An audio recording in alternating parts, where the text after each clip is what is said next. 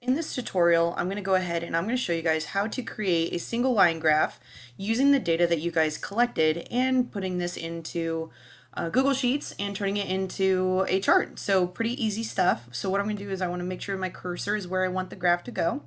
I'm going to hit insert. This is going to be a chart and we want it to be a line graph.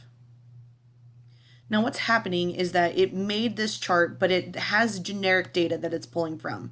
So we're going to actually go change that data. And so what I'm going to do is I'm going to click this little hyperlink here, and I'm going to hit open source. And what that does is that's going to take me to a Google Sheet where I can input the data that is from the case study. So a couple things that need to happen here. So you can see that the data is going to populate here, and then the graph is going to populate. Couple things I want to change. I don't need 2 lines. I only need 1. So what I'm going to do is I'm going to click onto the graph, and typically you want to double click it. And what that's going to do, it's going to pull up your chart editor. And what you want to do is you want to go to setup and see how the data range is going from A1 up here down to down to C5.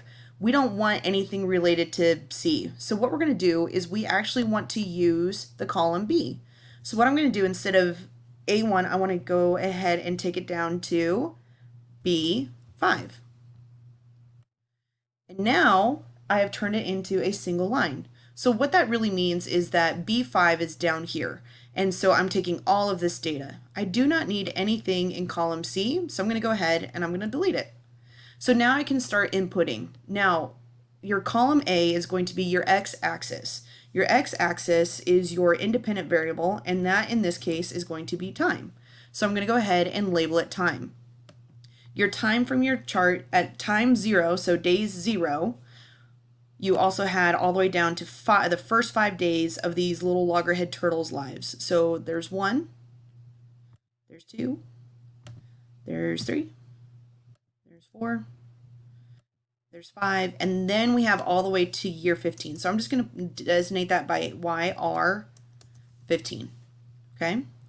Now at any time I can move this around so that way it doesn't impede me putting any data in. Okay. So there's that. Now that I'm going to go time versus the number of survivors. Okay, and so what I'm going to do here is I want to double check, and what I can do is I can go ahead and I can just split screen this. As usual, I love split screening, saves me a lot of time.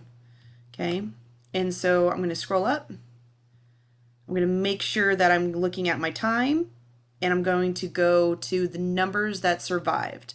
So in this case, I'm going to put 1100, 1000, 600, 230, 80, 18, 16.